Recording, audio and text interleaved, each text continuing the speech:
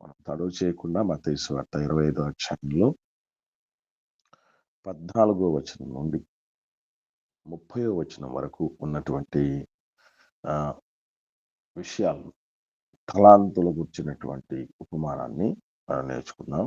గత కాలంలో దీని గురించి మొత్తం 4 సువార్త పత్రికల్లో ఉన్న ఉపమానాల గురించి చెప్పేటప్పుడు మాట్లాడటం జరిగింది. అయితే దాదాపు అది 1 ఇయర్ క్రితం మాట్లాడింది. అప్పుడు ఇంట్లో కొందరు జాయిన్ అయ్యి ఉండకపోవచ్చు. ఒకవేళ జాయిన్ అయ్యి ఉండినా మర్చిపోయి ఉండొచ్చు. కనుక డీటెయిల్డ్‌గా దీని గురించి మనం తెలుసుకుందాం. మొదటిగా నేను 14 వచనం నుండి 30 వచనం వరకు చదువుతాను. చదివిన తర్వాత కొన్ని ప్రశ్నలు మీకు ముఖ్యమైనటువంటి విషయాలు మీ ముందుంచుతాను. మనం పూర్తిగా దీన్ని క్లోజ్ చేసుకునే ప్రయత్నం చేద్దాం. మత్తయి సువార్త 25వ అధ్యాయము 14 వచనం నుండి. పరలోక రాజ్యము ఒక మనుషుడు దేశాంతరమునకు ప్రయాణమై తన దాసులను పిలిచి తన ఆస్తిని వారికి అప్పగించినట్లు ఉండెను. అతడు ఒకనికి 5 తలాంతులను, ఒకనికి 2, ఒకనికి 1 ఎవని సామర్థ్యము చొప్పున వానికిచ్చి వెంటనే దేశాంతరము పోయెను. 5 తలాంతులు తీసుకొనిన వాడు వెళ్ళి వాటితో వ్యాపారము చేసి మరి 5 తలాంతులు సంపాదించెను. అలాగుననే 2 తీసుకొనిన వాడు మరి 2 సంపాదించెను. అయితే 1 తలాంతు తీసుకొనిన వాడు వెళ్ళి భూమి త్రవ్వి తన యజమానుని సొమ్ము దాచిపెట్టెను. బహుకాలమైన తరువాత ఆ దాసుల యజమానుడు వచ్చి వారి యొద్ద లెక్క చూచుకొనెను. అప్పుడు 5 తలాంతులు తీసుకున్నవాడు మరి 5 తలాంతులు తెచ్చి, అయ్యా, నీవు నాకు 5 తలాంతులు అప్పగించితివే, అవియుగాక మరి 5 తలాంతులు సంపాదించితిని అని చెప్పాను. అతని యజమానుడు, భళా, నమ్మకమైన మంచి దాసుడా, నీవు ఈ కొంచెములో నమ్మకముగా ఉంటివి, నేను అనేకమైన వాటి మీద నియమించెదను, నీ యజమానుని సంతోషములో పాలు పొందుమని అతనితో చెప్పాను. అయితే 2 తలాంతులు తీసుకున్నవాడు, అలాగే 2 తలాంతులు తీసుకున్నవాడు వచ్చి, అయ్యా, నీవు నాకు 2 తలాంతులు అప్పగించితివే, అవియుగాక మరి 2 తలాంతులు సంపాదించితివి అని చెప్పాను. అతని యజమానుడు, బళ, నమ్మకమైన మంచి దాసుడా, నీవు ఈ కొంచెములో నమ్మకముగా ఉంటివి, నిన్ను అనేకమైన వాటి మీద నియమించెదను, నీ యజమానుని సంతోషములో పాలు పొందుమని అతనితో చెప్పాను. తర్వాత 1 తలాంతు తీసుకున్నవాడును వచ్చి, అయ్యా, నీవు విత్తని చోట కొయ్యవాడవును, చల్లని చోట పంట కూర్చుకొని వాడవునైనా కఠినుడు అని నేను ఎరుగుదు. నేను భయపడి వెళ్ళి నీ తలాంతును భూమిలో దాచిపెట్టి తిని, ఇదిగో నీది, నీవు తీసుకొనిమని చెప్పాను. అందుకు అతని యజమానుడు వారిని చూచి, సోమరివైన చెడ్డ దాసుడా, నేను విత్తని చోట కోయివాడును, చల్లని చోట పంట కూర్చుకొని వాడినని నీవు ఎరుగుదువా? అట్లయితే నీవు నా సొమ్ము సాహుకారుల యొద్ద ఉంచవలసి ఉండెను, నేను వచ్చి వడ్డీతో కూడా నా సొమ్ము తీసుకొని ఉందునే అని చెప్పి ఆ తలాంతును వాని వద్ద నుండి తీసివేసి 10 తలాంతులు గలవానికి ఇయుడి, కలిగిన ప్రతివానికి ఇయ్యబడును, అతనికి సమృద్ధి కలుగును, లేని వాని యొద్ద నుండి వానికి కలిగినదియు తీసివేయబడును. మరియు పనికిమాలిన ఆ దాసుని వెలుపటి చీకటిలోనికి త్రోసివేయుడి, అక్కడ ఏడుపును పండు కొరుకుటయు ఉండును. సో ఇక్కడ ఈ 17 వచనాల్లో ఉన్నటువంటి ఈ విషయాలు తలాంతులకు వచ్చిన ఉపమానం. చాలా సార్లు మనం చదివి ఉంటాం, చాలా సార్లు ధ్యానించి ఉంటాం. కానీ ధ్యానించే కొలది, ఆలోచించే కొలది చాలా చాలా తెలియని విషయాలు బయటపడతాయి. మనకు ఇక్కడ చదివిన తర్వాత అంతా అర్థమైపోయింది అనుకుంటాం. నేను కూడా ఇప్పుడు రీసెంట్‌గా ధ్యానం చేస్తున్నప్పుడు కూడా చాలా విషయాలు ఇంకా నాకు బయటపడటం అనేది జరిగింది. అదే మీతో పంచుకుంటాను నేను. ఇక్కడ మనం గుర్తుంచుకోవాల్సిన ప్రధానమైన విషయం ఏంటంటే, ఒక రీసెర్చ్ లేఖనాలను పరిశోధన చేయండి అన్నాడు కదా ప్రభువు. పరిశోధన చేసినప్పుడు దానిలో నిత్య జీవం వరకు వెళ్తుంది. ఆఖరికి మనం ఆ పరిశీలనలో, పరిశోధనలో మనకు దొరికేటువంటి చిట్ట చివరి ప్రతిఫలం చెప్తున్నాడు ఆయన. అంత గొప్పది బైబిల్ గ్రంథాన్ని రీసెర్చ్ చేయటం. ఒక డాక్టర్ గారు రోగం మీద రీసెర్చ్ చేస్తే రోగం ఎలా వచ్చింది, దాన్ని ఎలా తక్కడానికి అవకాశం ఉంది అనే దాని మీద, ఒక రోగం మీద విజయం సాధించగలరు. ఒక వ్యక్తి ఒక వ్యవస్థలో లోపాలని మీద దృష్టి సారించి రీసెర్చ్ చేయగలిగితే ఆ లోపాలను సరిదిద్ది అభివృద్ధి పథాన్ని నడిపించవచ్చు. లేఖనాల మీద మనం రీసెర్చ్ మొదలు పెడితే మనలో ఈ అసంబంధమైనటువంటి సమస్యలు మాత్రమే కాదు, మనం ఎలా తేరుకోవాలి, తిరిగి మన తండ్రిని, నిత్య జీవాన్ని ఎలా మనం స్వతంత్రించుకోవాలి అన్నది కూడా సాధ్యం. ఇప్పుడు నేను ఈ విషయాలను మీకు ఎందుకు చెప్తున్నానంటే, మనం ఎంత ఈజీగా స్కిప్ చేస్తాము దేవుడి మాటల్ని అని చెప్పడానికి, దానివల్ల మనకు ప్రయోజనం లేదని చెప్పడానికి ఈ మాటలు చెప్తున్నాను. ఇప్పటిదాకా ఈ విషయాలను ఎలా మనం స్కిప్ చేసాం, కొన్ని విషయాలు మీకు చెప్తాను. ఇక్కడ ఈ కొంచెములో 21వ వచనంలో ఏమన్నాడండి? నీవు ఈ కొంచెములో నమ్మకంగా ఉండు. నా ప్రశ్న ఏంటంటే, కొంచెం అంటే ఒక తలాంత అంటే ఎంతో ఎవరికైనా ఐడియా ఉందండి? 3,600 రూపాయలు. Very good. 3,600 రూపాయలు. అలాంటి 3,600 రూపాయలు అని చెప్పారు కదా. అసలు 3,600 అంటే ఇప్పుడైతే లెక్క కాదు. అసలు 3,600 అనే లెక్క అది మొదటి శతాబ్దంలో ఉన్న ప్రమాణాల లెక్క. ఎంత తెలుసా? అది ఒక 3,600 అని చెప్పేసాం కదా, ఆయన ఈజీగా చెప్పేసాం. 3,600 అంటే ఎంతకు సమానం అనుకుంటున్నారు? అది మనకు తెలియదు. అప్పుడు 2,000 సంవత్సరాల క్రితం 3,600 అంటే ఇప్పుడు ఎంత ఉంటుంది అనే దానికి లెక్క మనం ఆలోచన చేస్తే, ఇప్పుడు దేనారం అంటే ఎంత అండి? 150 రూపాయలు. అమ్మా, అర్ధ రూపాయి. 50 రూపాయలు కాదక్క, అర్ధ రూపాయి. ఒక దేనారం అంటే అర్ధ రూపాయి. అంటే ఎన్ని దేనారాలు చెప్పండి ఒక తలాంతకి? ఇప్పుడు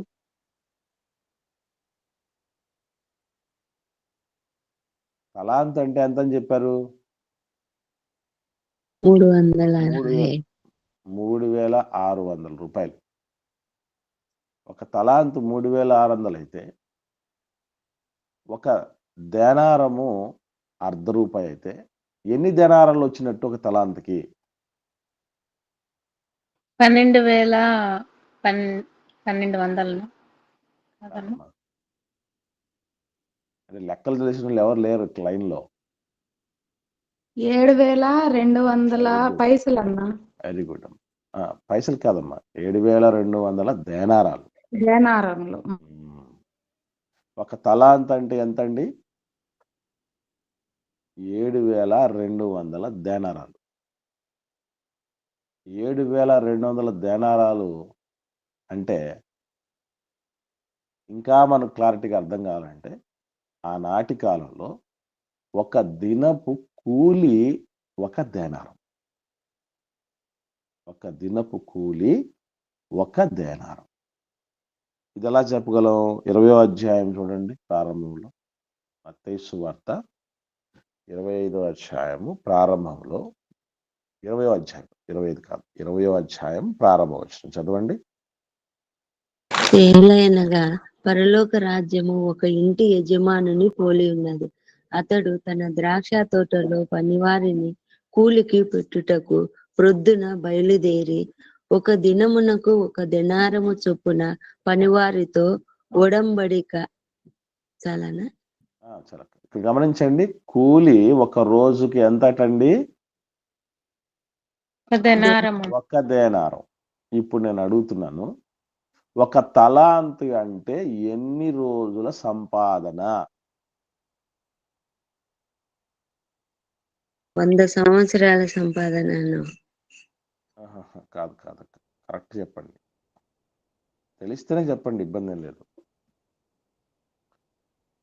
ఇప్పుడు ఒక దేనారం ఒక రోజు సంపాదన. ఓకే, ఒక తలాంత్ అంటే ఎన్ని దేనారాలని చెప్పాం మనం? 7,200 రోజుల సంపాదన అన్న. అది 7,200 రోజుల సంపాదన. అంటే అది సంవత్సరాలకు మార్చండి. ఎవరి దగ్గర క్యాల్కులేటరు, మొబైల్లో క్యాల్కులేటర్ ఉంటుంది కదా, 7,200 డివైడెడ్ బై 365 వేస్తే ఒక సంవత్సరం కాదమ్మా, అసలు మీకెవరికి లెక్కలు పెద్దగా తెలిసినట్లేవు. 7,200 డివైడెడ్ బై 365 వేస్తే ఎంత? 19. దాదాపు 20 ఏళ్ళమ్మా, అంతే కదమ్మా? అంతే అన్న. 19 అదే అంతే అన్న. 72 రోజులు. 19.5 దాటిందంటే 20 కింద లెక్కేసుకోవచ్చు మనం. అంటే ఒక తలాంతు అంటే ఎంత సంపాదన చెప్పండి ఇప్పుడు? ఒక తలాంత్ అంటే ఎన్ని సంవత్సరాల సంపాదన అండి? 20 సంవత్సరాల సంపాదన. మీరందరూ నిద్రమబ్బులో నుంచి ఇంకా బయటకు వచ్చినట్లేరు. నేను చెప్పేది అర్థమవుతుందండి మీకు? అమ్మా, నేను అడుగుతున్నాను, వినండి. దాదాపు 20 సంవత్సరాల సంపాదన ఒక తలాంతు. ఇప్పుడు 2 తలాంతులు అంటే ఎంత చెప్పండి? 40 సంవత్సరాలు. 40 సంవత్సరాల సంపాదన. 5 తలాంతులు అంటే 100 సంవత్సరాలన్న. 100 సంవత్సరాలమ్మా, 100 సంవత్సరాల సంపాదన. 5 రెండ్ల 10, 5 × 20 100. అంటే ఒక తలాంతు 20 సంవత్సరాల సంపాదన. 2 తలాంతులు 40 సంవత్సరాల సంపాదన. 5 తలాంతులు 100 సంవత్సరాలు కూలికెళ్లితే వచ్చినంత సంపాదన.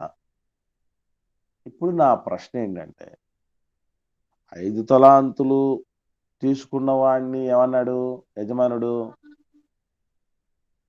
5 తలాంతులు తీసుకున్నాడు ఏమన్నాడండి? మీరు కరెక్ట్ గా లైన్ దగ్గరకు రావట్లా. కొంచెము అన్నాడు, కొంచెము అన్నాడు. అది కావాల్సింది.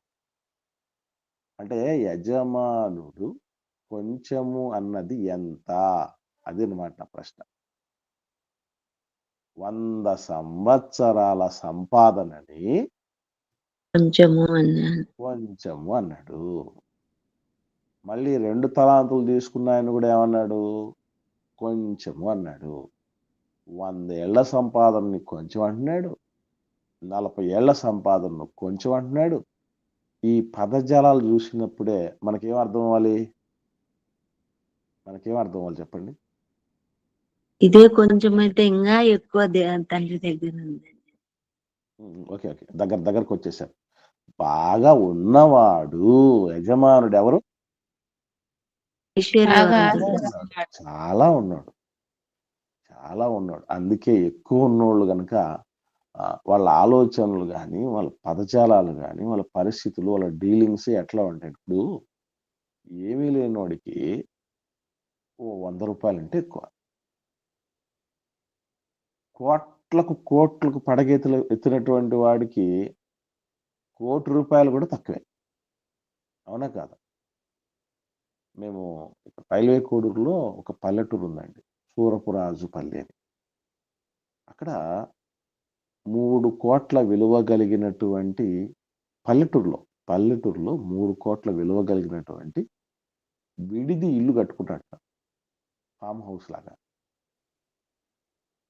అంటే సంవత్సరానికో 2 సంవత్సరాలకో అప్పుడప్పుడు ఊరికి వచ్చినప్పుడు, అంటే ఊర్లో ఎవరన్నా చనిపోవటం, అలాంటి ఊర్లో ఎవరిదైనా పెళ్లి జరగటం, ఏదైనా అకేషన్ ఉండటమో లేదా పని మీద వచ్చినప్పుడు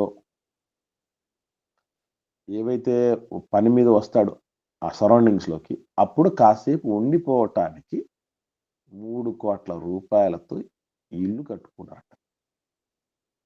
ఇప్పుడు మనం దాన్ని చూసినప్పుడు మనకేమనిపిస్తుంది? అమ్మో, అప్పుడప్పుడు వచ్చిపోవటానికి 3 కోట్ల రూపాయలు విలువ కట్టిన ఇల్లు కట్టాడంటే ఇతను ఎంతోడై ఉంటాడు? అతని దృష్టిలో 3 కోట్లు అంటే తక్కువ. రీజన్ ఏంటంటే ఆయన దగ్గర 5,000 కోట్లు ఉన్నాయి. 5,000 కోట్ల రూపాయలు ఉన్నటువంటి వాడు, మన భాషలో అర్థం కావాలంటే, మీ దగ్గర 5,000 ఉందనుకోండి, 3 రూపాయలు ఖర్చు పెట్టడానికి వెనకాడతారా? వెనకాడరు. 5,000 ఉన్నోళ్ళు 3 రూపాయలు ఖర్చు పెట్టాలంటే వెనకాడరు కదా. అలాగే 5,000 కోట్లు ఉన్నోడు 3 కోట్లు ఖర్చు పెట్టడానికి ఎందుకు వెనకాడతాడు? ఇక్కడ మనకు యజమానుడు ఎంత ఉన్నతమైన వాడు, ఎంత ఉన్నవాడు అనేది మనం అర్థం చేసుకోవాలి. మీకు విషయం చెప్తాను. దేవుడు దగ్గర ఎంత ఉందో అనేది లెక్క కడితే, ఇప్పుడు మనం కువైట్ అటువైపు ఉన్నటువంటి ఏరియాలను వాటిని చూసి ఏమంటామండి? సంపన్న దేశాలు అంటాం కదా. ఆయిల్ బావులు ఉన్నాయి. అసలు ఆ ఆయిల్ బావుల్ని భూమి మీద పుట్టించినోడు దేవుడు. బంగారపు గనులు ఏదో మనకు సౌత్ ఆఫ్రికాలో ఆ కింబర్లీ ఆ ప్రాంతాల్లో ఉంటాయి. ఈ ఇండియాలో అయితే కేజీఎఫ్, కోలార్ గోల్డ్ ఫీల్డ్స్ అంటారు. కేజీఎఫ్ అంటే అది కోలార్ గోల్డ్ ఫీల్డ్స్ అనేది. ఇవన్నీ కూడా మన కాళ్ళ కింద ఉండాలని పుట్టించినోడు దేవుడు. అంతవరకు ఎందుకు? పరలోకంలో కూడా నివాసాలు ఎన్ని ఉన్నాయని చెప్పాడు యేసుప్రభులు వారు. అనేకములను నా తండ్రి ఇంట అనేక నివాసం. కాబట్టి దేవుడిది, యజమానుడిది పెద్ద చెయ్యి, పెద్దోడు, బాగా ఉన్నాడు తండ్రి. అందుకే 100 ఏళ్ళు కష్టపడి సంపాదిస్తే, ఇప్పుడు మా సర్వీస్ ఎంత? ఇప్పుడు ఉద్యోగస్తులు పనిచేసాం అనుకోండి, ఎన్నేళ్ళు పని చేస్తామండి మహా అంటే? 60 ఏళ్ళు, ఇప్పుడు 62.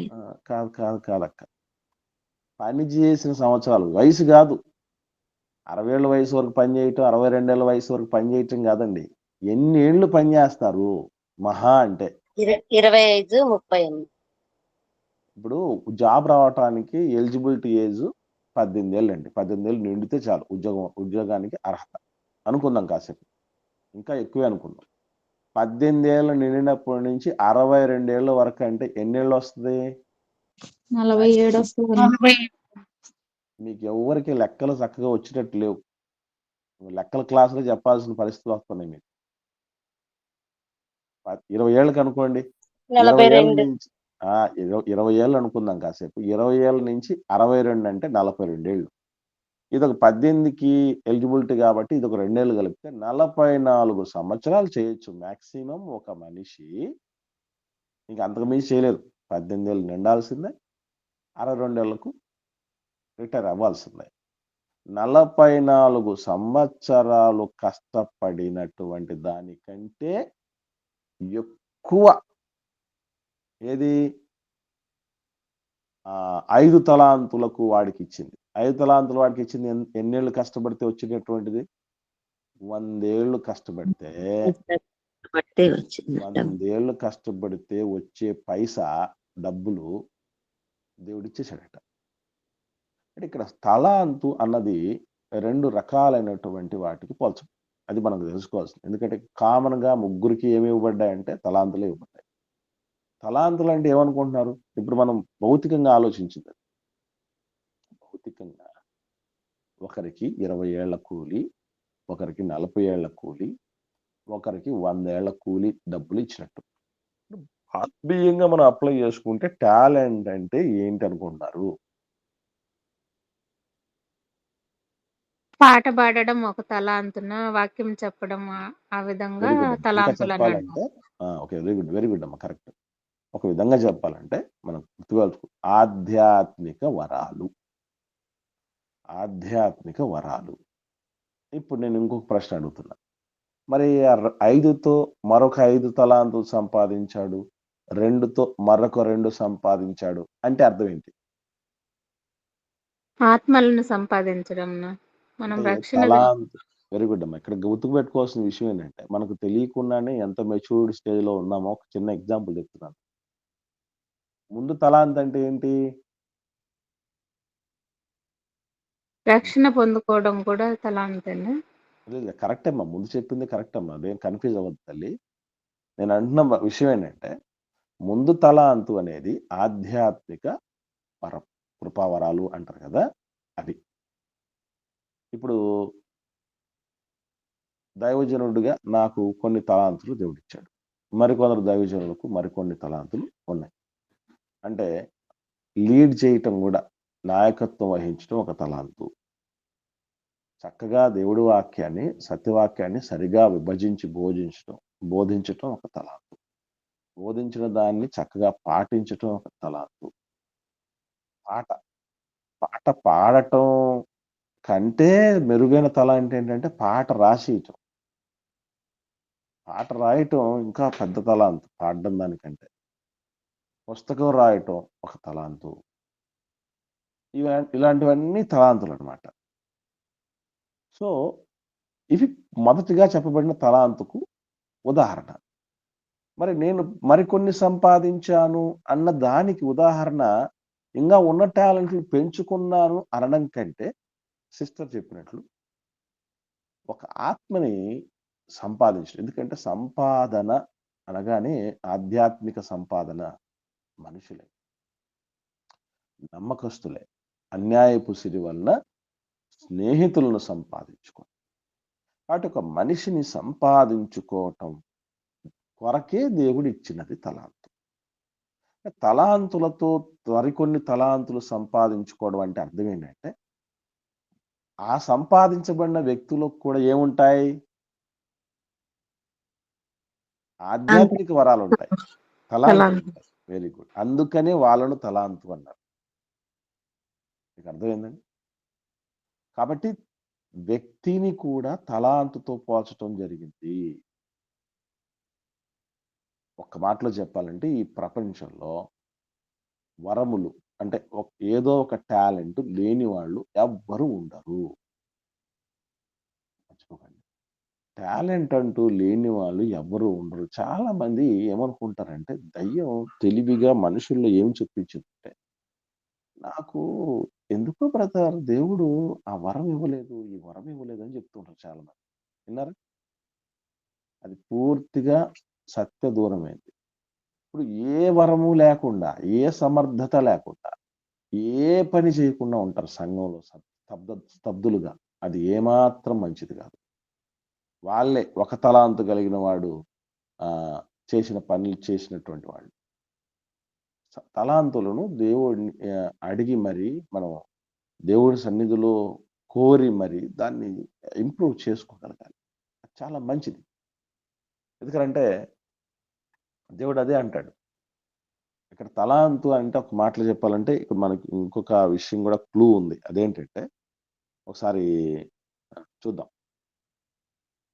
15వ వచనం చదవండి. 25వ అధ్యాయం 15వ వచనం. దాన్ని చదివిన తర్వాత మీకు ఒకటి విషయం అర్థం అవుతుంది. తలాంతు అన్నటువంటి దానికి కృపావరం అనడంతో పాటు ఇంకో మాట కూడా చెప్పొచ్చు. వరాలు అనేవి ఎవరికి పడితే వాళ్ళకి ఇవ్వబడవు.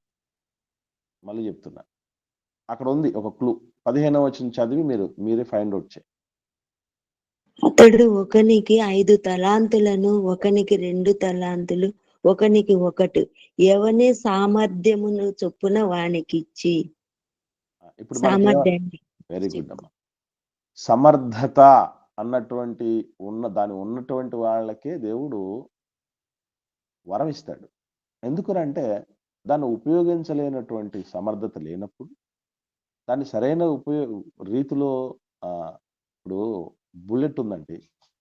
బుల్లెట్ చేత్తో విసిరేస్తే కరెక్ట్‌గా టార్గెట్‌కి వెళ్ళిపోద్దా? పిస్తల్లో పెట్టి గురి పెడితే పోతుందా టార్గెట్ దగ్గరికి? పిస్తోల్తో పెడితే గురికి వెరీ గుడ్. అది ఉంటేనే ఖచ్చితంగా వెళ్ళగలరు. ఇది ఎంత కరెక్టో, దేవుడిచ్చిన తలాంతు బుల్లెట్ లాంటిదైతే దాన్ని లోడ్ చేస్తున్నటువంటి పిస్తల్ లాంటి వాళ్ళు ఎవరంటే మనుషులు. కనుక ఆ సమర్థత ఉండాలి. అది లేకపోతే కాబట్టి సమర్థత కలిగినటువంటి వ్యక్తులకు దేవుడు తలాంతులు ఇస్తాడు. వాడడం రానోళ్ళకి, అవసరం లేని వాళ్ళకి, అసలే ఏది చేతగానోళ్ళకి ఏమిస్తాం? ఇప్పుడు బట్టలు ఐరన్ చేయాలంటేనే ఎవరికి పడితే వాళ్ళు ఇస్తాం, వాళ్ళకి ఇస్తామండి ఇంట్లో? తాగడానికి మాత్రమే ఇస్తాం. ఎవరైతే కరెక్ట్‌గా కాల్చకుండా ఐరన్ మాత్రమే చేస్తారో వాళ్ళకి ఇస్తాం. అంతే కదా! మరి బట్టలు ఐరన్ చేసేది ఎవరికి పడితే వాళ్ళకి ఇవ్వము మనం. ఎందుకంటే మంచి బట్టలు కూడా కాల్చి పడేస్తారని. అలాంటిది దేవుడు కూడా ఎవరికి పడితే వాళ్ళకు తలాంతులు ఇవ్వరు. ఎవరైతే సమర్థులో, ఎవరైతే చేయగలరో, ఎవరైతే దాన్ని ఇంప్రూవ్ చేసుకొని అనేక రీతులుగా ఫలాలు పొందగలరో వాళ్ళకిస్తాడు. గుర్తుపెట్టుకో. ఆ సమర్థత మనం సంపాదించుకోవాలి. ఇకపోతే ఇక్కడ మనం కొన్ని ప్రధానమైనటువంటి విషయాలున్నాయి. అవి మనం ధ్యానం చేసుకొని మనం క్లోజ్ చేసుకుందాం. ప్రధానమైన విషయాలేంటంటే సమర్థతలు లేదా తలాంతులు వేరువేరుగా ఇవ్వబడిన నమ్మకత్వం అన్నటువంటి ఒక బలమైన సాధనం మనిషికి ఉండగలిగితే ప్రతిఫలాలు లేదా బహుమానాలు సమానంగా ఉంటాయి. మళ్ళీ చెప్తున్నా. ఇప్పుడు 5 తలాంతుల వాడికి 5 ఇవ్వబడింది. అంటే 100 సంవత్సరాల సంపాదన ఇవ్వబడింది. 2 తలాంతుల వాడికి ఎంత ఇవ్వబడింది? 100 ఏళ్ళది ఇవ్వబడలే. ఎంత ఇవ్వబడింది? 40 సంవత్సరాలది మాత్రమే ఇవ్వబడింది. కానీ వీరిరువురికి కూడా సమానమైనటువంటి గౌరవము, బహుమానము ఇచ్చినట్టుగా మనం చూడగలం. ఇద్దరికీ చెప్పిన డైలాగ్ ఏంటి? చెప్పిన మాట ఏంటి యజమానుడు? చాలా నమ్మకమైన దాసుడు. నమ్మకమైన మంచి దాసుడా, ఈ కొంచెంలో నమ్మకంగా ఉన్నావు, నిన్ను అనేకమైన వాటి మీద నియమిస్తాను, నీ యజమాని సంతోషంలో పాలు పొందు. సేమ్ డైలాగ్, సేమ్, ఏది అటు ఇటు పోలే. అంటే ఇప్పుడు 5 టాలెంట్లు ఉన్నటువంటి వ్యక్తికి ఏదైతే బ్లెస్సింగ్ వచ్చిందో 2 టాలెంట్లు ఉన్నవాడికి కూడా అదే బ్లెస్సింగ్ వచ్చిందంటే ఏమిటి? ఎందుకు అలా? ఏమి తీసుకొచ్చి పెట్టింది అని అంటే నమ్మకత్వం. అంటే సమర్థత కంటే గొప్ప ఆశీర్వాదకరమైంది నమ్మకత్వం. నమ్మగలుగుతున్నాడు దేవుడు మనల్ని. ఒకసారి ఇది దేవుడు మనల్ని నమ్మగలుగుతున్నాడు లేదా అని చెప్పడానికి ఒక బెస్ట్ ఎగ్జాంపుల్ ఒకటి చెప్తాను. మన ఇంట్లో వాళ్ళు, ఎందుకంటే దేవుడు కూడా లెక్క క్యాల్కులేషన్స్ ఎట్లా ఉంటాయంటే, ఇప్పుడు దావీదు గారు నమ్మకమైన వాడా కాదా? ఎలా చెప్పగలరు? కొన్ని ఎగ్జాంపుల్స్ చెప్పండి మీరు. నిన్న సౌలు గారి దగ్గర ఉన్నప్పుడు యుద్ధానికి పంపించినప్పుడు అన్ని నమ్మకంగా చేసుకొని వచ్చాడు కదా. పంపిన చోట్లకెల్లా, వెరీ గుడ్ అమ్మా, మంచి ఎగ్జాంపుల్ చెప్పారు. పంపిన చోట్లకెల్లా వెళ్ళి సుబుద్ధి కలిగి నమ్మకంగా పని చేసుకుంటూ వచ్చాడట. లేనిపోయిన రాజకీయాల జోలికి వెళ్ళాయన. మన వాళ్ళందరూ కూడా చాలా మంది చేసే పెద్ద పనులు ఏంటంటే, ఇచ్చిన పనిని ఏదైతే ఉందో దాన్ని చేయరు. చూచి రమ్మంటే కాల్చి వచ్చేస్తారట. అట్లా టోళ్ళు ఉండే వాళ్ళు కొంతమంది ఉంటారు. ఇంకోసారి పనే చెప్పకూడదురా అన్నటువంటి రీతిగా చేసేవాళ్ళు ఉంటారు. అంత మాత్రమే కాదు, ఒకానొక సమయంలో గొలియాతు ఇశ్రాయేలు మీద పడ్డానికి వచ్చినప్పుడు మీ అన్నయ్యలను చూసి వాళ్ళకు కొంచెం భోజన పదార్థాలను ఇచ్చి వాళ్ళ అధికారికి కూడా కొన్ని బహుమానాలు ఇచ్చిరా నాయనా అని దావీదు గారికి పని చెప్తారు వాళ్ళ నాన్నగారు. ఎవరికైనా ఐడియా ఉందండి సందర్భం? అది సమూయేలు మొదటి గ్రంథం 17వ అధ్యాయంలో కనబడుతుంది. ఇందులో ఆయన ఆల్రెడీ పనిలో ఉన్నాడు. దావీదు గారికి అప్పుడు ఉన్నటువంటి పని ఏంటి? గొర్రెలు గాయటం. గొర్రెలు గాచే పని ఆల్రెడీ ఉంటే నాన్నగారు వెళ్ళి అన్నయ్యలకు భోజనాలు, తర్వాత వాళ్ళ మీద ఉన్నటువంటి పై ఆఫీసర్లకు మరికొన్ని గిఫ్ట్ లాంటివి తీసుకెళ్లి ఇవ్వు నాయన అని చెప్పే సమయానికి అక్కడ ఒక మాట ఉంటుంది. అసలు అద్భుతమైన విషయం. అదేంటంటే ఒకసారి చూద్దాం. సమూయేలు మొదటి గ్రంథం 17వ అధ్యాయంలో మనం దాన్ని చాలా ఈజీగా స్కిప్ చేసేస్తూ ఉంటాం. అలాంటివే పట్టాల్సింది మనం. నమ్మకత్వం ఒక మనిషిలో ఉందా లేదా అని ఎలా తెలుసుకోగలం అనేది బెస్ట్ ఎగ్జాంపుల్ అది. ఏమండి, అన్నయ్యల దగ్గరకు వచ్చినప్పుడు అన్నయ్యలు ఒక మాట అడిగారు దావీదు గారిని. ఏమన్నారు తెలుసా?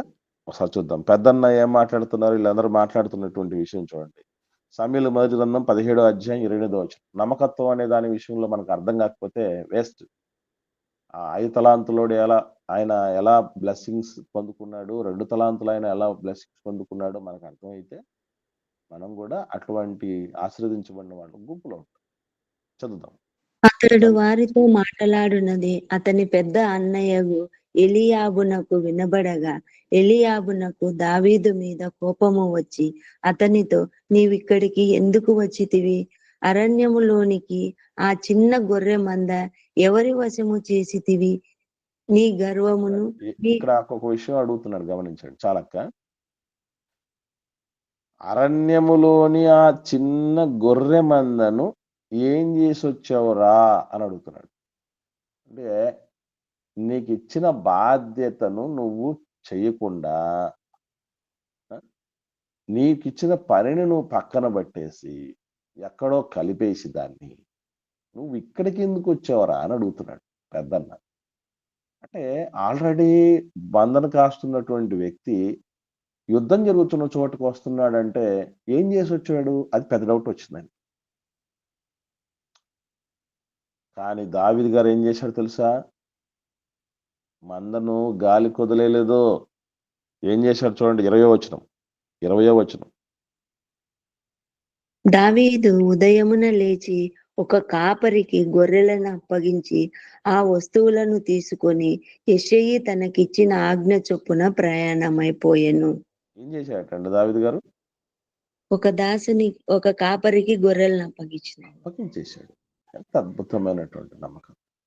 ఇప్పుడు నేను ఆన్లైన్ తీసుకుంటున్నాను, రెగ్యులర్గా తీసుకుంటున్నాను. నేను తీసుకుంటున్నానో లేదు, ఒకవేళ కొన్ని పరిస్థితులను బట్టి ఎవరికి చెప్పకుండా అప్పగించకుండా పోయాను, నేను నమ్మకమైన ఉన్నా. గురుతరమైన బాధ్యత ఉంది. 10 మంది బిడ్డల్ని ఆత్మీయంగా పోషించగలిగినటువంటి గొప్ప భాగ్యం దేవుడు ఇచ్చాడు నాకు. దాన్ని పరిస్థితులు బాగాలేనప్పుడు ఏం చేస్తాను? పిల్లలకు అప్పగించిపోతాను. నాయన మీరు చూడండి, నమ్మకత్వం అనగానే మన వల్ల అవుతి చేయగలగాలి. లేని పక్షాన సమర్థులకు, నమ్మకమైన వాళ్ళకి అప్పగించేసి పోవాలి. దేవుడు గొర్రెల్ని ఎంత జాగ్రత్తగా చూసుకుంటున్నాడు. ఇటు సింహం వస్తే సింహంతో పోరాడుతున్నాడు, ఎలుగుబండి వస్తే ఎలుగుబండితో పోరాడుతున్నాడు. ఇచ్చిన బాధ్యతను నెరవేర్చడానికి వీడు ప్రాణాలే పణంగా పెట్టాడు. ఇలాంటోడు ఈ గొర్రెల మధ్య, ఈ అరణ్యంలో కాదు, ఈ గొర్రెల దొడ్డులో కాదు, నా ప్రజల మధ్య ఉండాలి. గొర్రెలనే ఇంత చిన్నదాలను నమ్మకంగా చూస్తున్నప్పుడు నా బిడ్డలు ఇంకెంత బాగా చూస్తాడు. అక్కడ పడిపోయాడు దేవుడు దావీదు గారు. మనల్ని కూడా దేవుడు ప్రతి విషయంలో చెక్ చేస్తాడు. మనకు తెలియదు ఈ విషయం. అప్పగించిన ఏ బాధ్యత విషయంలో ఎలా ఉంది. ఇప్పుడు ఎట్లా ఉందో నాకు తెలియదు, కానీ స్టార్టింగ్ లో కొన్ని 100 మంది పిల్లల నుంచి కంప్లైంట్స్. లీడింగ్ బాధ్యత అప్పగిస్తే వాళ్ళు చేయలేరు, తర్వాత పలానోళ్ళు మాట్లాడమని చెప్తే వాళ్ళు సమయానికి మాట్లాడలేరు, తీసుకోలేరు. ఏంటి, ఎంత చిన్నదాన్ని అది. ఇప్పుడు చిన్నదాని దగ్గర ఇటు తేలిపోయిన పరిస్థితులు ఉంటే రేపు గొప్ప గొప్ప వాటిని ఎలా సాధిస్తాం చెప్పండి. కనుక ఆ పిల్లరా, నమ్మకమైన వాడికి దీవెనలు మెండట. ఆ నమ్మకత్వం ఉందా మనకి? ఎంతమందికి ఉంది? దేవుడు నమ్మి ఒక బాధ్యతను అప్పగించగలిగినటువంటి పరిస్థితి ఉండగలిగిందా? ఆలోచన. కనుక ప్రియులరా, ఈ 5 తలాంతుల వ్యక్తికి 2 తలాంతుల వ్యక్తికి తలాంతుల్లో చాలా డిఫరెన్స్ ఉంది. 5 తలాంతులు పొందుకున్న ఆ వ్యక్తి కంటే సగం కంటే తక్కువ కదా 2 తలాంతులోడి. అంటే 5 తలాంతులు సగం అంటే 2.5 తలాంతులు. 2.5 కూడా ఇవ్వాల. తక్కువ పొందుకున్నా కూడా సమానమైనటువంటి ప్రతిఫలం, ఆశీర్వాదం పొందారంటే ఒక్కటే, 5 తలాంతుల వాడితో పోటీ పడగలిగిన శక్తి నమ్మకత్వంలో ఉంది. కాబట్టి ఆ నమ్మకమైనటువంటి తత్వాన్ని మనం సాధించుకోవాలి. ఇచ్చిన బాధ్యతను ఉన్నతంగా నెరవేర్చాలి. ఇక్కడ వ్యాపారం చేసి అంటాడు కదా, ఇది కూడా మనకు తెలియాలి. చాలా మందికి ఇది పెద్ద డౌట్. దేవుడు ఏం చేయమంటున్నాడండి? ఏం చేయమంటున్నాడండి? ఒకసారి చూడండి, ఏం చేయమంటున్నాడు?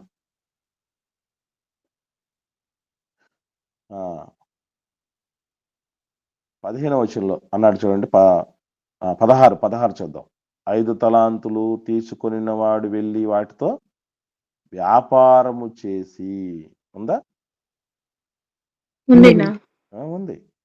అంటే దేవుడు వ్యాపారం చేయమన్నట్టు, వ్యాపారం చేసి సంపాదించమన్నట్టు చెప్పాడు.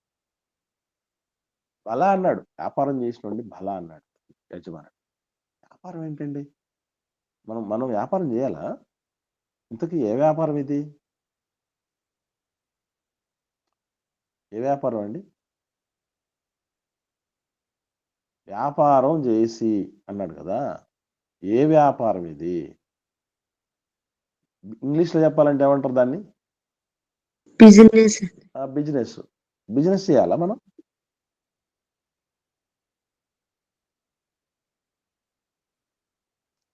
మనము బిజినెస్ చేయాలా? వ్యాపారం చేయాలా? ఇది మీకు చదివినప్పుడు, అంటే మనం చాలాసార్లు చదివాం కదా తలాంతుల గురించి. అంటే ఇట్లాంటి వాటి దగ్గర ఆగిపోలే, ఇట్లాంటి వాటి దగ్గర ఆగిపోవాల్సింది. అప్పుడే కదా మాధుర్యం బయటపడేది. వ్యాపారం చేసి బిజినెస్ చేయమంటున్నాడంటే, దేవుని బిడ్డలు ప్రతి ఒక్కరూ బిజినెస్ చేయాల్సిందే. కాబట్టి ఇప్పుడు మీరు ఏం చేస్తారంటే, ప్రతి ఒక్కరు కూడా కొందరు చీరల వ్యాపారం చేయండి, కొందరు వడ్డీ వ్యాపారం అనేది, కొందరు ఇంకొకటి ఇంట్లో షాప్ పెట్టుకునే వ్యాపారం. ఇది చేద్దామా? ఏం చేద్దాం? ఆత్మ వ్యాపారం చేయాలండి. ఒక ఆత్మ వ్యాపారం అంటే అర్థం ఏంటంటేనండి, లాభం సంపాదించటం అని అర్థం. వ్యాపారం ఎందుకు చేస్తారు? వ్యాపారం చేసేవాడికి అల్టిమేట్ గోల్ ఏంటండి? లాభం చేకూర్చుకోవాలండి. లాభం చేకూర్చుకోవటం, అంతే. That's it. అంటే మన దేవుడు మాట్లాడుతున్న టర్మినాలజీ ఏంటంటే, మీరు సంపాదించండి, మీరు వృద్ధిలోనికి రండి, మీరు సాధించుకోండి, మీరు పెంచుకోండి సమర్థతను అని అర్థం. అంటే మనం ఏం చేయాలి? ఒక్కరిగా వచ్చాం, ఒక్క ఆత్మ, మొట్టమొదటిగా మన ఆత్మ రక్షించబడింది, అంతటితో ఆకూడదు. ఏం చేయాలంటే ఒక్కొక్కరిని పెంచుకుంటూ ఒక సామ్రాజ్యాన్ని ఏర్పాటు చేసుకుంటాం.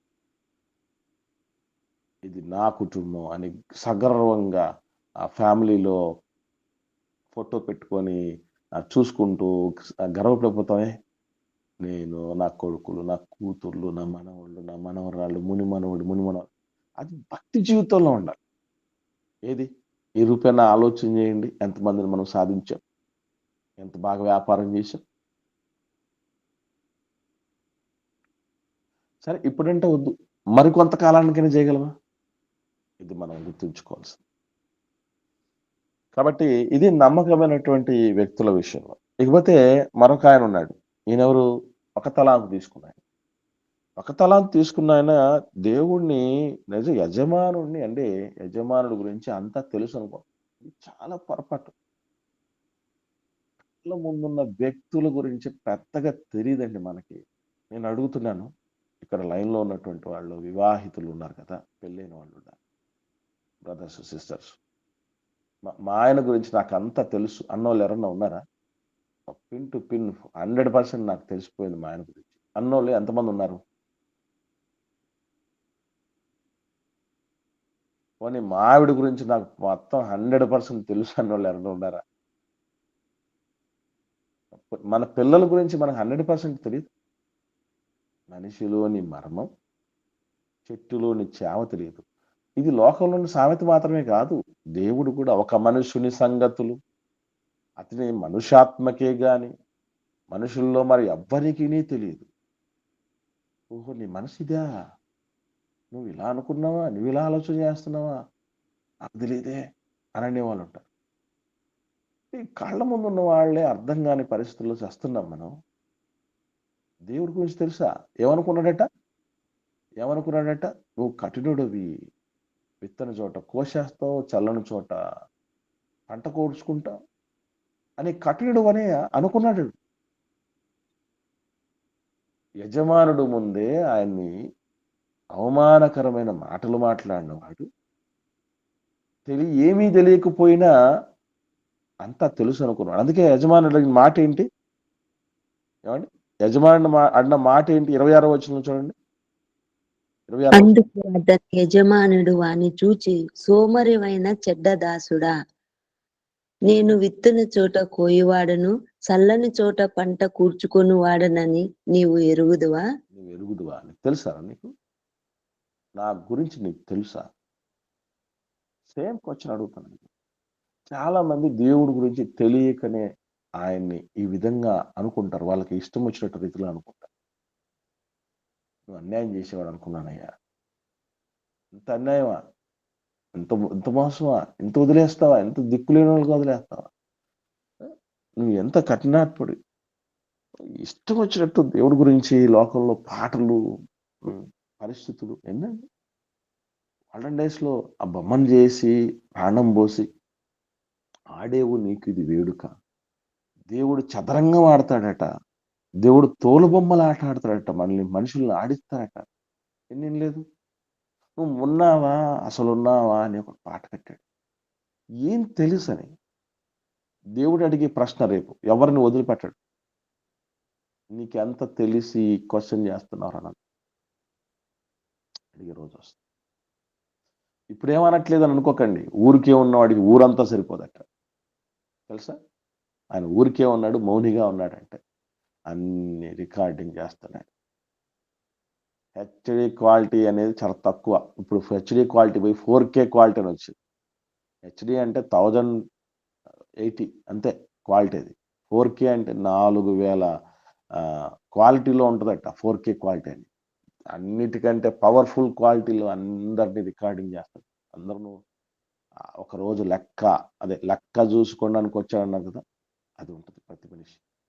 మనములో ప్రతి ఒక్కడు దేవునికి లెక్క అప్పగించాలి. ఆ తలాంతులే కాదు, ప్రపంచం అంతా ఈ 3 తలాంతుల విషయం చెప్పాడంటే ప్రపంచం అంతా 3 తలాంతులు కలిగినటువంటి వారిగా విభజించబడింది. కొందరికి ఎక్కువ టాలెంట్స్ ఉన్నప్పుడు, ఎక్కువ సమర్థతలు ఉన్నప్పుడు వాళ్ళకి 5 ఇవ్వబడుతుంది. కొంచెం తక్కువ ఉన్నప్పుడు 2 ఇవ్వబడుతుంది. ఏది లేని వాళ్ళు ఎవరు ఉండరు, ఒకటైనా ఇవ్వబడుతుంది. ఇప్పుడు ఈ ఒక తలాంతు తీసుకున్నోడు కూడా ఆ 5 తలాంతులు తీసుకుని డెవలప్ చేసినట్లుగా, 2 తలాంతులు తీసుకొని డెవలప్ చేసుకున్నట్లుగా ఇతనికి కూడా అవకాశం ఉందా లేదా? ఉందిన్నా. 100% ఉంది. 100% ఉంది. కానీ ఇక్కడ మీరు గమనించాల్సిన ప్రధానమైన విషయం, ఈ ఒక తలాంతు తీసుకున్న వ్యక్తిని దేవుడు ఎంత తీక్షణంగా డీల్ చేశాడో అని మీకు అర్థమైతే ఆయన క్యాలిక్యులేషన్స్ ఎట్లా ఉంటాయి మనకు తెలుస్తుంది. దేవుడి క్యాలిక్యులేషన్స్ ఒక విషయం చెప్తాను. ఒక తలాంతు తీసుకున్న వ్యక్తి ఈ ఒక తలాంతు తీసుకెళ్లి జూదంలో ఏమన్నా పోగొట్టాడా? పోగొట్టలేదు. కొన్ని వ్యభిచారంలో పోగొట్టాడా? లేదు. ఎక్కడన్నా పోగొట్టుకున్నాడా? పడేసుకున్నాడా ఎక్కడన్నా? అది లేదు. కొన్ని తినేశాడా? సొంతానికి వాడుకున్నాడా? అది లేదు. ఏం చేశాడు? భూమిలో పాతి పెట్టాడు. పాతి పెట్టాడు. ఒకటే తీసుకున్నాడు, మళ్ళీ ఒకటే ఇచ్చేస్తున్నాడు. దానికి ఏంటి ఓ అని దేవుడు తెగ కోపడిపోతున్నాడు. సోమరమైన చెడ్డదాసుగా అంటాడు. ఇంకా ఏం చేశాడు? వెలుపటి చీకట్లోనికి నరకానికి పంపించేస్తున్నాడు. అరే, ఒక మనిషి నరకానికి వెళ్ళేంత పాపం ఇది ఏం చేశాడంటారు మీరు చెప్పండి? బాగుపడరాని ఇస్తే దాన్ని ఉపయోగించుకోకుండా ఉండడం తప్పే. అంటే డెవలప్మెంట్ అనేది జీవితంలో లేకపోతే, భక్తి జీవితంలో డెవలప్మెంట్ ఎదుగు బొదుగు లేకుండా ఉండగలిగితే, వెలిగించబడిన ఒక కొవ్వొత్తి, అది జీవం లేనిది, ప్రాణం లేనిది, ఎన్నో కొవ్వొత్తులను వెలిగించగలుగుతూ ఉంటే, వెలిగించబడిన మనం ఎంతమందిని వెలిగిస్తున్నాం? ఆ పని చెయ్యకపోతే దేవుడిచ్చింది ఇచ్చినట్టు తీసుకొచ్చి మళ్ళీ ఆయనకు అప్పగించడం కాదు, డెవలప్ చేసుకోవాలి. అరే, ఒక గింజ పంటి కింద పడి నలిగిపోయి కాస్త ఇంత చిన్న పిండిగా మారిపోయే గింజ మనకి ఏం సవాలు విసురుతుందో తెలుసా? నన్ను భూమిలో పడేస్తే 250 గింజలుగా తిరిగి వస్తున్నా. ఒక్క గింజే దాదాపు 250 గింజలుగా తిరిగి వస్తూ ఉంటుంది. ఎన్ని గింజలు తిన్నావు, ఎన్ని ధాన్యాలు తిన్నావు, ఎంత మాంసం తిన్నావు, ఎన్ని నీళ్లు తాగావు, ఎంత మంది ప్రేమలు, అభిమానాలు, త్యాగాలు మనం పొందుకున్నాం. ఎంత పొందుకున్నాం మనం, ఎంత సాధించాం, ఎంత సాధి దేవుడు అక్కడ చూస్తాడు. మనం వ్యభిచారం చేయకపోయినా, మనం దుర్మార్గంలో ఉండకపోయినా, దుబారా చేయకపోయినా, దేవుడు అడిగే ప్రశ్న ఏంటంటే, డెవలప్ చేశావా, అయ్యావా? దాదాపు 25 క్రితం మొదలైన నా ప్రస్థానం, ఆధ్యాత్మిక ప్రస్థానం, ఈరోజు దేవుడు లెక్కేస్తాడు. నేను లెక్కేసుకొని చూడాలి, నేనేం చేశాను, ఏం సాధించుకోగలిగాను, ఏం చేయగలిగాను నేను అని దేవుడు నన్ను అడిగేలోపే నన్ను నేను ప్రశ్నించుకోగలిగిన పరిస్థితికి రావాలి. కనుక ప్రియులరా, దయచేసి గుర్తుపెట్టుకోండి, నమ్మకస్తుడు మరింత ప్రతిఫలం పొందుతున్నాడు, అపనమ్మకస్తుడు మరింత సంకట స్థితిలోకి వెళ్తున్నాడు. ఇది గమనించాలి మనం. వాడి దగ్గర ఉన్న ఒక తలాంతు తీసుకొచ్చి ఎవరికి ఇచ్చాడండి దేవుడు? 10 తలాంతులు ఉన్నాడు వాళ్ళ కదా. వారికి ఆ ఉన్న ఒక్కటి కాస్త పోగొట్టుకున్నాడు. అంటే మనము ఎటొచ్చామో మళ్ళీ అట్టే తిరిగి వెళ్తే మనకు కూడా పట్టే గతి అది. పిల్లలు ఎవరు అంటారు, రాచబిడ్డడు ఒంటరిగా వెళ్ళకూడదు. విన్నారా ఈ మాట? రాచబిడ్డడి శవం ఒంటరిగా వెళ్ళకూడదు అంటారు. విన్నారా? అవునా?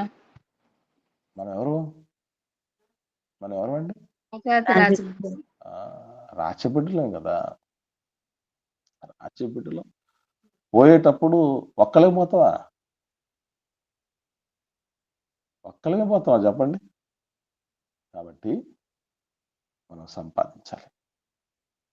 5కు 5 సంపాదించాడు, 2కు 2 సంపాదించాడు, 1కి ఏం సంపాదించాలి? పోతామో తెలియదు, పోయేలోపే చాలా సంపాదించాలి. కాబట్టి ప్రియులారా, ఇది తలాంతుల గురించిన ఉపమానం.